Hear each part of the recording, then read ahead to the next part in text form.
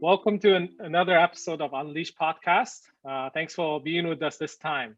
As you guys know, Unleash is a bigger content pool, and we not only have podcasts, we have bi-weekly webinars, and then we also have a social media, value-driven social media content you guys could follow. Also, we have a summit every year. So thanks again for following us. Thanks again for advocating for us, but thanks again for spreading word for us. I'm just super excited for this episode because this episode is dearly and deep in my heart.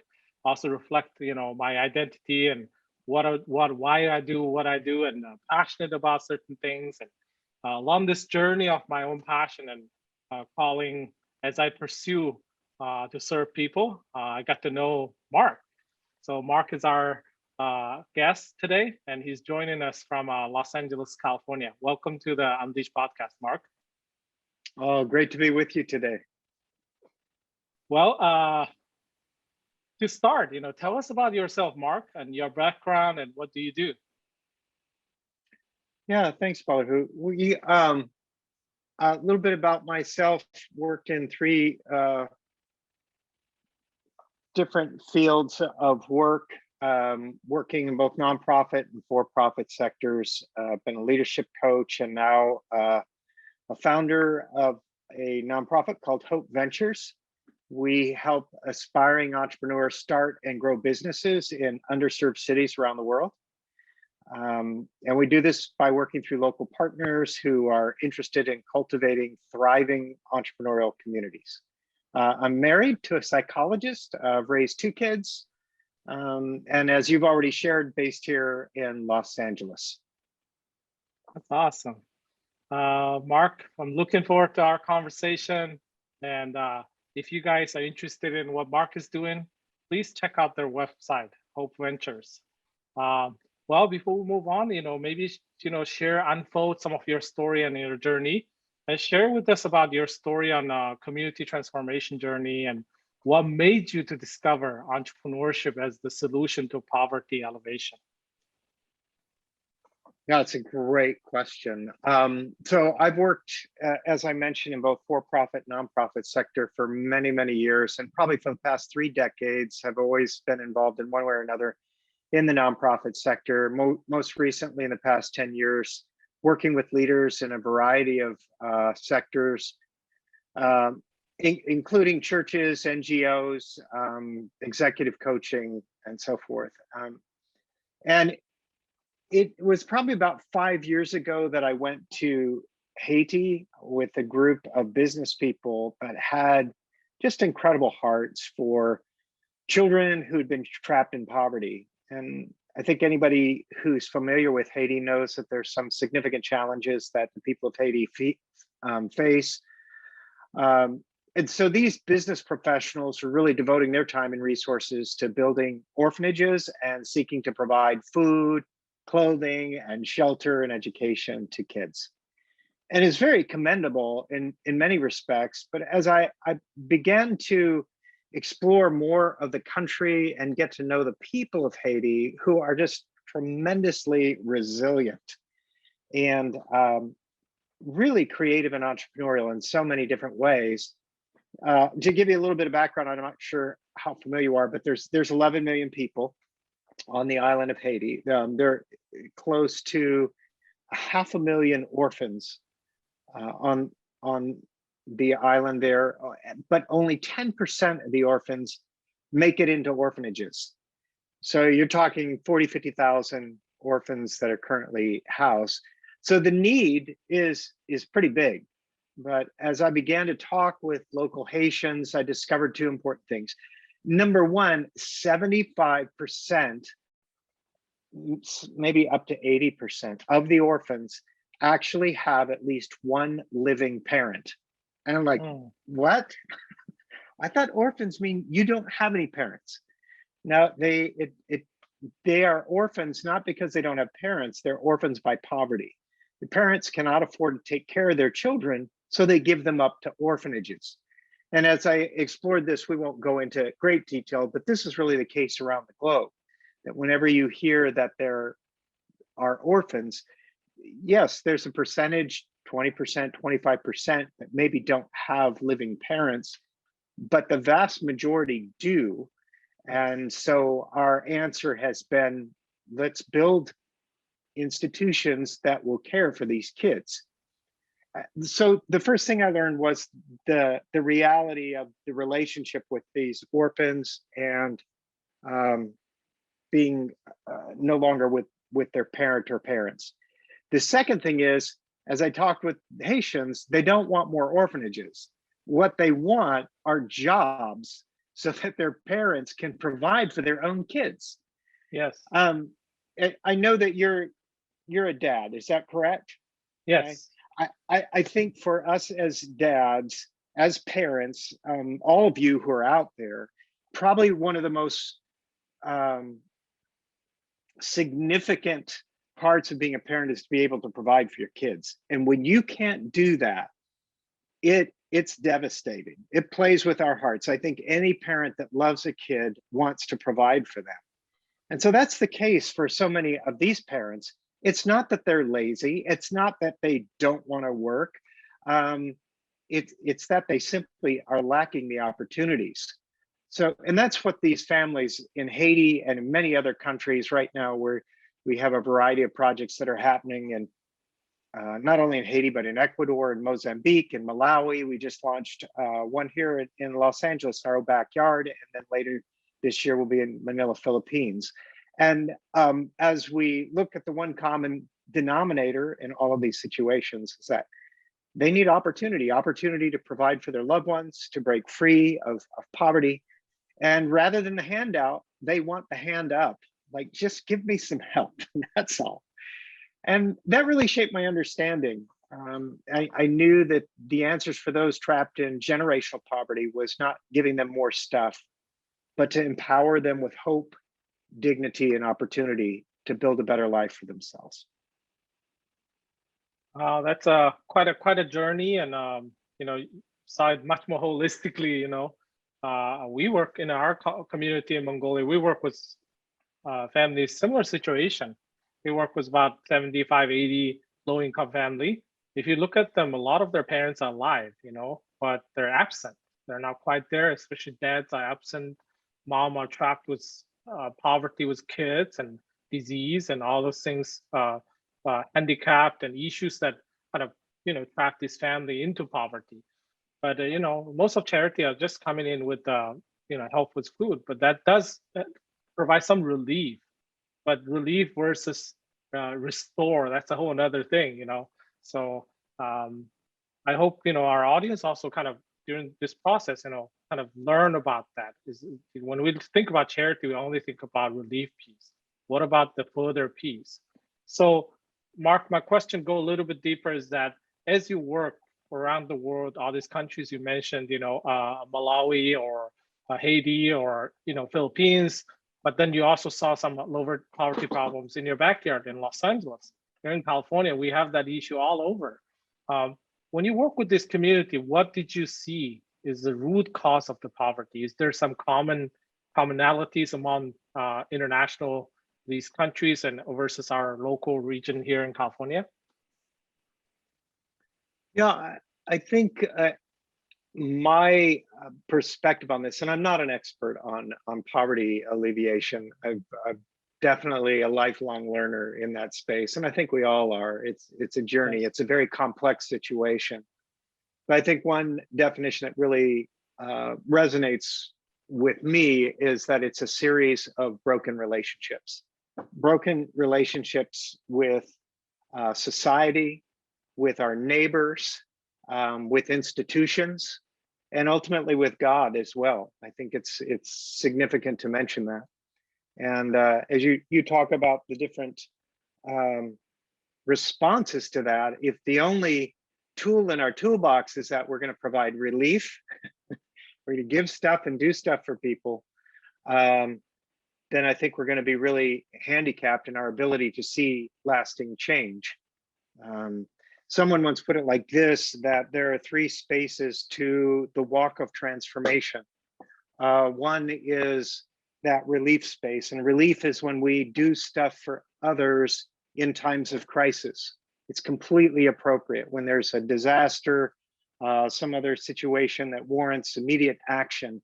We do stuff for others that really they cannot do for themselves. And so whether it's providing resources or coming alongside people to help them in that situation, completely appropriate. The next space is one of rehabilitation. And this is where we help people stand back up on their feet and get them back to where they were before the crisis actually happened. The third space is that space of development. And this is where we're really seeking to empower people to provide for themselves in sustainable ways. And the majority of, as you just alluded to, our response as compassionate human beings, a lot of times we go immediately to relief. And it's not always appropriate. And many times it becomes, I think, more of a hindrance than a help. So when I think about poverty, I think about a series of broken relationships. I think that there is a need for holistically looking at the situation. And when you talk about the root issues, I think there is a sense of marred identity, of our own identity that's been fragmented through life's experiences and crises. So there's a reframing of identity that needs to take place. I think that there is a the reestablishing of just and peaceful relationships. Our relationships with other people in any number of ways, it can be incredibly dysfunctional and broken and an impediment to moving towards the kind of human flourishing that God intends for all of us. I think another part of that is also just the redefining of our own vocation. Like, what is it? Why are we here on earth? And how do we bring good to the world around us?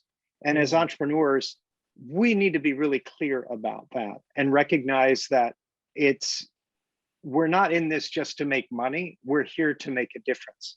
So that's incredibly significant. I think the fourth aspect, so you have identity, just and peaceful relationships, redefining vocation. The fourth piece would be the redeeming of structures or institutions. So if we don't figure out, this is when government or when public institutions are broken, it becomes an impediment to, again, human flourishing. And you can have good people in those spaces, but if it becomes bureaucratic or politically biased or any number of special interests that can be involved, again, it just undermines our capacity to move towards the kind of transformation that we long to see. Wow, this is, you explained it from a personal level, also relational to your community and then social capacity, and then to the basic political and economic situation as well. So you're absolutely right. Poverty is not a one cause, and but one thing that I was first time I'm hearing about is relational brokenness. How all of that, because of poverty, started from trauma, started from disaster, started from loss, and started from something abuse, and something that it's triggering multiple layers of brokenness down the road. So as we speak on that, we can touch on the next question. Poverty, when people think of poverty, first of all, is think of lack of money, lack of physical materials. But then, of course, poverty is also causing many other social issues. You're absolutely right. If you look at the crime rate, you look at other issues, typically in a poverty community, that's much higher than middle class, or higher than more upper middle class community, such as abuse, exploitation, or social injustice is very common. So why is that? Why do you think this is more in that trapped in that field and just make poverty even worse? Yeah, that's a great question. And I think as I look at this issue of poverty, one of the things that comes to mind, you had mentioned this as I was just sharing the four different aspects there of the brokenness of relationships. When we help people start businesses, we invite them to use what we call a quadruple bottom line. You're probably familiar, and many of your listeners are familiar with the triple bottom line. And basically what that is there's four primary metrics. One is that obviously economic sustainability, or, is this business going to have impact in that space? But there are three others as well, and that's the social impact piece, the environmental impact piece, but we also say the spiritual impact piece. Is very few parts of the world where people don't concede the fact that spirituality matters. And the absence of it in our lives exacerbates the issues of poverty. So we look at whether it's wars in many parts of the world, they're fueled not so much, I want to say, even by philosophical differences or even religious differences. There seems to be a theme of broken economic systems that keep people enslaved to a life of powerlessness, a lack of purpose and meaning. And so you can have a lot of money in the bank or a lot of physical material possessions, but feel like you're living a life without purpose and without meaning. And so that's its own unique experience of poverty, but it happens in so many different ways.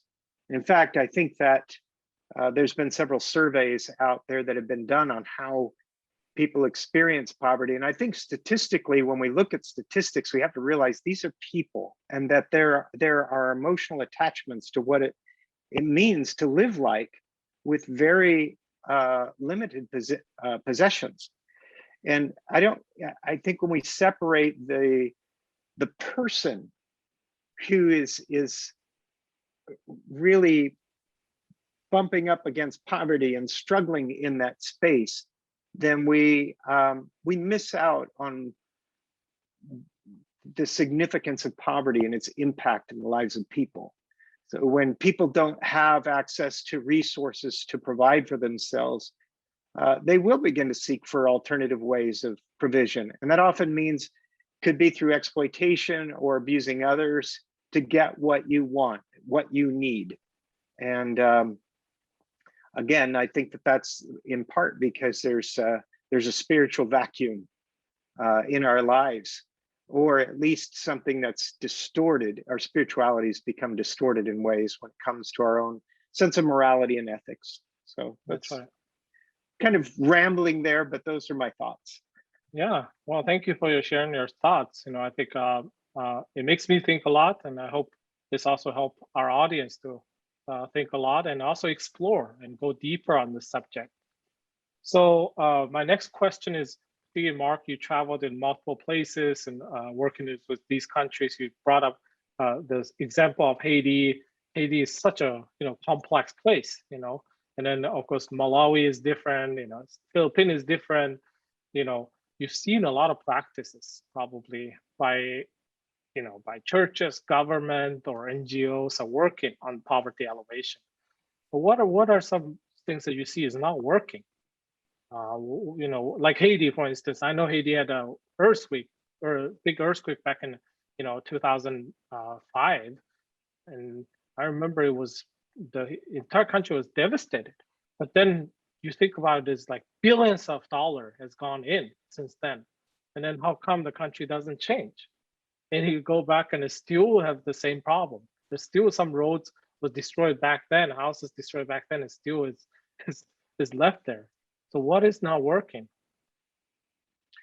Yeah, that's again a super complex question. I think at a very high level, when we look at this, I think it's the overextension of aid and relief. So when we're coming in with resources for people that are disempowering, it's not helpful. It's like coming in and providing. When that earthquake first hit, we came in and started flying in all sorts of shipments and continued for quite some time shipments of food that basically put farmers in Haiti out of business. We flooded the market with all sorts of resources, and it wasn't well thought out. And this is something that's repeated time and time again, and it undermines that the business sector in so many different ways. So I think the overextension of relief, it breeds at times a dependency, and it's disempowering. It's not dignifying to create that kind of dependency. I think there's a kind of a one size all fits mentality at times that's another issue. It's I have the answers for your needs. And when in fact, the local leadership in any given area need to be the primary actors of development. If we come in thinking that we know exactly what they need and we know how to best, meet that need, we're making huge assumptions that by and large in the long run are not going to be sustainable. They're not going to be helpful. And there's a certain arrogance about that. There, as some people have called it, it's the God complexes of the rich. We come in as if we're some kind of savior, that we're going to fix everything, and that we're somehow better than the culture that we're seeking to serve, and it's just not helpful. So I think that's significant. I think putting band-aids on deep wounds, it's superficial, if not dangerous. The problem is what I so appreciated earlier about who you talked about. What do you see as the root problems of poverty? We have to be in conversation with local indigenous leaders to find out, how do they view poverty? What do they see as the real issues here? And because until we see it through their eyes, we're not going to really be able to do much in terms of helping them. So we end up wasting time and money to solve problems that really aren't that important to them. Maybe they're important to us, but they don't see it that way. So and I think another thing that it's very similar, it fits in line, is just ignoring the complexity of the issue. Poverty is very complex, and it's not like there's just a simple answer. Entrepreneurship is not going to solve in and of itself. It's not going to solve the problem of poverty, but it is a significant part of it. So we need a multi-sector approach to development. This is so critical, because as we go out and survey how organizations operate and function in many countries, there is at times a tendency to work in silos. Like everybody works in their own little space and does their own little thing. And there's seldom much conversation between local partners and local organizations that are over there to really tackle the larger problems from that multi-sector perspective. I think there are great benefits to be gained if we will take the time to learn to talk to one another, even if at times it feels like we're in competing organizations.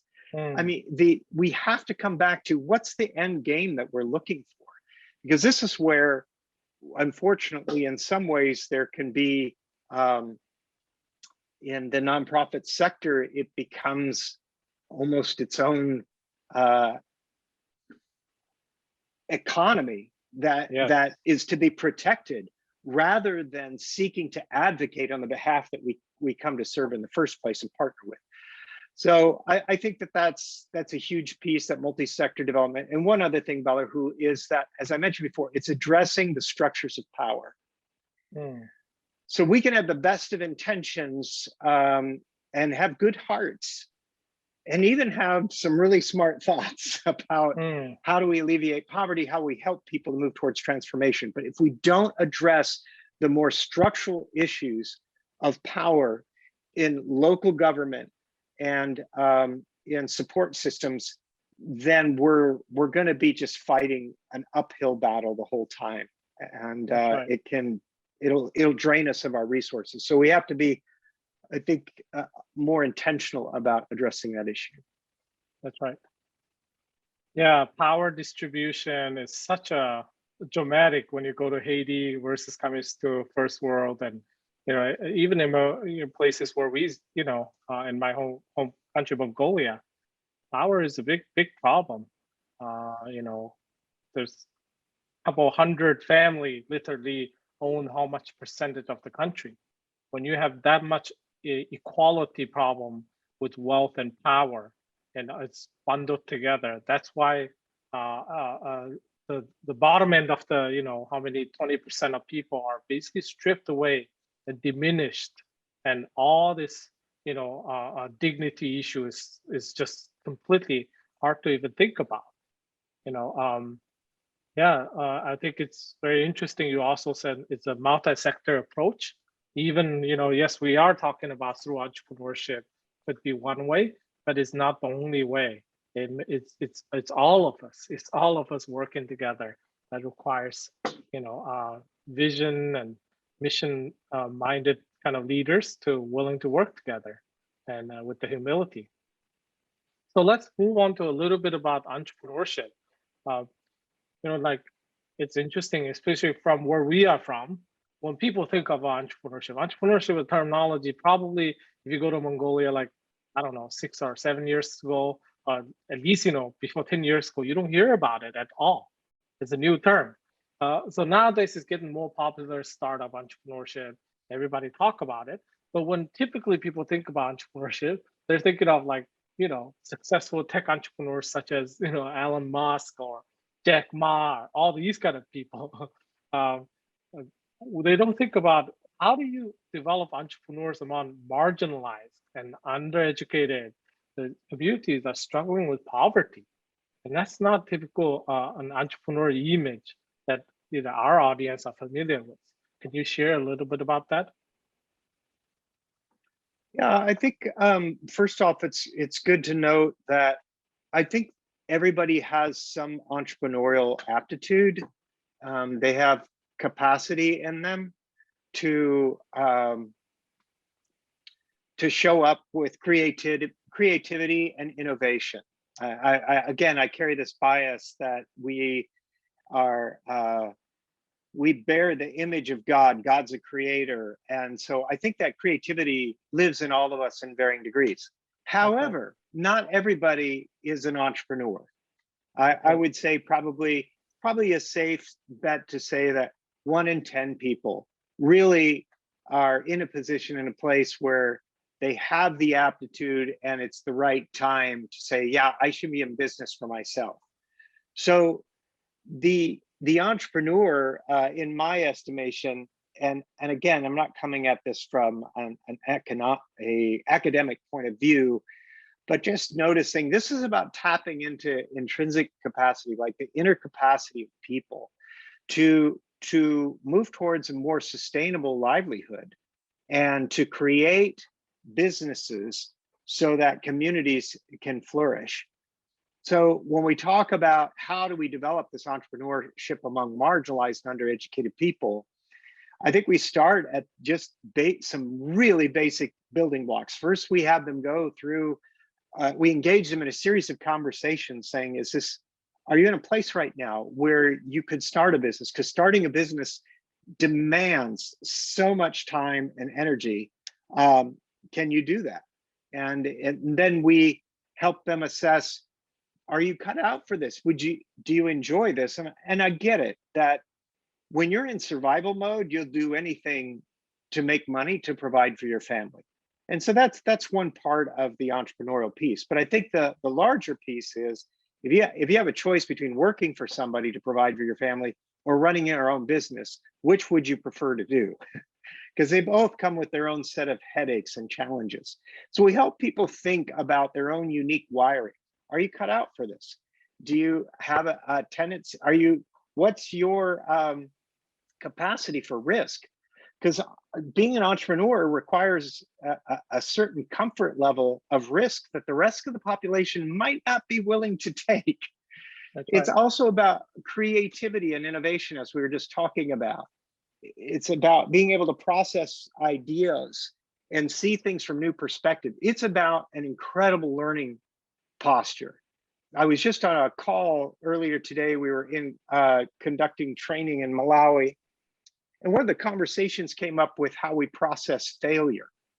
For most of us, it's very easy that when we fail to take it personally and to feel that we somehow are less worthy of being loved or appreciated in some way, whether it's out in general public or in our family or whatever the case is. But the entrepreneurial mindset doesn't see failure as necessarily a reflection of their own self-worth or value, but as an opportunity to learn. So it's just like, wow, okay, that looks like it was really hard. You just experienced a tremendous setback or tremendous rejection, and you're not going to let it get you down. You're actually going to step back and process what just happened. How can I do better the next time I face something similar to this? And so that entrepreneurial mindset is so crucial. And so these are all the things that we want to make sure that we begin to cultivate and nurture amongst those who are living in marginalized, underserved areas. And from there, we help them with building blocks. I don't know how much detail you want, but I can start off by just simply saying this. Our approach is very customer focused. We use, many of your listeners might be familiar with an approach to business called the Lean Start approach, where it uses a lean canvas. It's very customer centric in that what's most important is not your business idea. It's the problems that your customers are facing. So you're going to identify your customer segment, and you're going to identify what is the critical problem they have.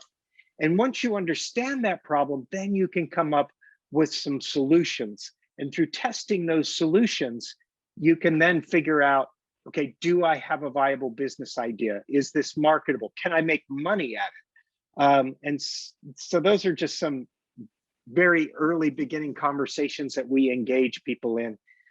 We teach them how to test the market, test their business ideas. We use a scientific method approach to learning. You start off with a hypothesis, and then you go to see if you can validate that hypothesis or prove it wrong. Yep.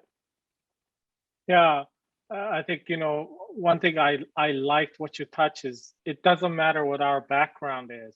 Are you born in poverty, or what kind of homes and what kind of education system? You said, the wiring, everybody has different wiring, so your background doesn't determine your wiring. There is a potential population, even in that, marginalized, under educated, have great street level entrepreneurs. I've named many. Like I grew up in a, kind of a small town, under marginalized community. I remember like there's so many people are solving problems themselves, and including myself. For a long time, I never understood, because I grew up in mid-90s. It was like more communist education and everything. I didn't learn about entrepreneurship until probably past like 20s, like post-college. I started understanding my own wiring. I realized I'm much more risk taker. I like to test stuff. I'm trying to, always, creatively think of solutions. And in that sense, I think the beginning of entrepreneur journey really started from identifying that wiring and what you're made for. So yeah, so if listeners, if you are hearing about that, as if this is itching you, do some, because there's plenty of tests you can do to find out if you are made for entrepreneurship. You try to know yourself first before you take this journey. So, so you did touch about some content and curriculum that you use through Hope Venture to train entrepreneurs, at least in ideation stage entrepreneurs. Particularly, I like the approach you guys are taking, using lean canvas, really asking who's your customer. And that's what I see too when I work in Mongolia. A lot of people have great ideas, but they never even thought about who's their customer. So it's never, when you don't have a customer who not pay for your service and product, then you don't have anywhere to go. So when you work with these frontline developing country entrepreneurs, what are some main challenges you saw in training them, like common challenges you saw? Um, well, I think again there are some misunderstandings about business, and we find this. It's not just in emerging economies, but I think one thing that comes to goes back to what you were just sharing about. I'll call it innovators bias.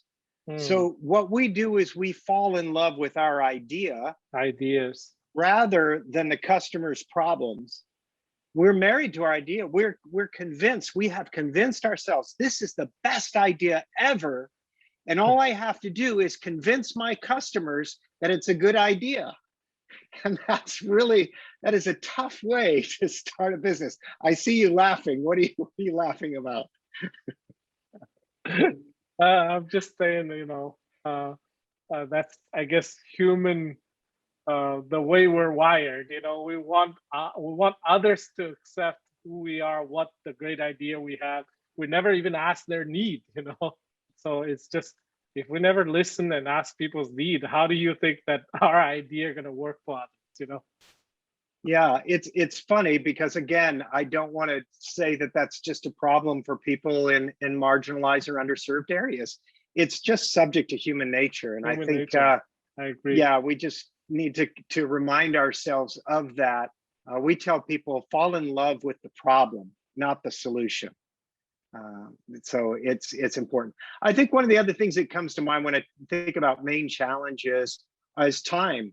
Most are doing whatever they can to provide for themselves and their families. They don't have a lot of bandwidth to engage and work the business. And so as you're starting a new business, it's not just, you don't only want to be working in the business, you have to have time to work on the business. And that's really a significant difference there, especially as there are many people who are good at various things. We could use the analogy and call them technicians or trades. There's some great books out there that speak to this. But just because you're good at doing something doesn't mean that you should run a business, that you should own your own business. But nevertheless, that's a significant thing, is to realize not only do I have to be able to provide that service and product well to my customers, I also have to have the capacity to work on the business itself and the structure of it. I think access is another thing. I think of access to transportation, access to even the internet. That's a big deal. A lot of our businesses today require some kind of connectivity, and so they need to have, or even cellular connection. They need to have access to be able to make phone calls. WhatsApp is huge. Everybody's using that around the globe, and so there at times there are data limitations. The networks go out, power goes down, that kind of thing. So it's really important. We have a project in Mozambique that's a poultry processing farm. If the power goes out, that's not a good thing, because they've frozen these birds and they need to preserve them before they go to market. So just thinking about some of those issues there, I think networking, some are cut off. Again, this is probably an access issue to local markets. They don't have access to the markets that they need in order to sustain and maintain a profitable business. So that would be something. Access to markets is a big need. It's like David versus Goliath. If you recall the story from the Bible, we've got these giants out there, these big companies that just kind of at times have great impact and influence on the smaller businesses. So that's why we encourage people to be creative in the ways to market their product and services to address that issue. And as I mentioned before, another challenge that's always going to come up is the mindset issue. This isn't about merely positive thinking. This is about an empowered mindset. It's developing resilience. It's about adapting to whatever kind of situation that you're faced with and finding a way forward in that moment. And sometimes it's one step at a time. It's very iterative in that respect. So those are some things that come to mind. Thank you. I I saw on your website that you guys are going to transform one entrepreneur at a time. When you do see the changes in the community and in the community or in the city, if you do that continuously, you see transformation happening in the community in your city. So what is the model entrepreneur you would like to see through your effort? You may already have one in your context, or well, if may not, can you share with them what would you like to see in a model entrepreneur? Yeah, that's such a wonderful question. I think it shows up in so many different ways. We have so many wonderful people that we have worked with over the last few years. We're still a young organization ourselves. But yeah, we really do believe that transforming communities happens one entrepreneur at a time. Our approach is holistic. This isn't about simply improving someone's bank account. It's about the whole person. And so we look to create those structures or look to help cultivate those kinds of structures within local communities to see that come about. I think as we talk about I don't think there's just one kind of entrepreneur. I think there's several different kinds of entrepreneurs. Many of us have images in our mind. You talked about that maybe there are those larger, than life examples that we have of Elon Musk or others. But I think there are many different entrepreneurs. We might have the concept that an entrepreneur is just like comes into the room and the room just becomes electric and everybody is wowed by them. They have such an energy and they can speak well and they communicate their business in such a way that people just open up their wallets. And that's not necessarily the case. You could actually be really quiet and reserved and still be a good entrepreneur. So I don't think there's just one type of person, but I will say this. I think the type of entrepreneur that we're trying to connect with keeps that quadruple bottom line in front of them that we talked about earlier. For them, it's not just about making money. It's about making a difference. So if you're in the business world, if this is just about making money for you and that's the end of the story, I think your story is too short. That's right. So I would really want to encourage you to think beyond that and just realize, wow, your business and your interaction in the marketplace actually impacts the lives of people. And certainly we want to be solvent. Certainly we want to bring in enough money and we want to grow as business leaders. But we also want to know when it's all said and done that people's lives are better as a result. So that's the kind of a person that we're seeking to cultivate and to watch grow. We have the privilege. I think we want them to be thinking about their local community. How are they giving back to the local community? How are they helping others? I don't believe in self-made men or women. There is a kind of an idiom, an expression here in the US that somebody's self-made. I don't believe that. I don't think that you get to a place of success without the help of others. So who are you helping to become successful? That really should be the measure of your worth. I think when we think about the environment, this idea of doing no harm to the surrounding community, that holds impact to future generations.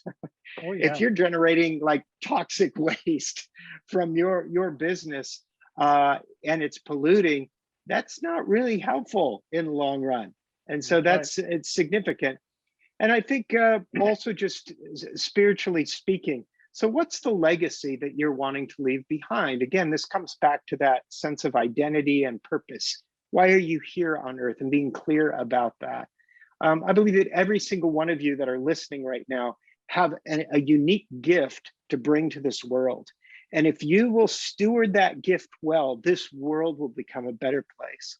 But when it's all said and done, and you're no longer here on planet Earth, people will have missed that, and they'll celebrate the fact that you made their lives better.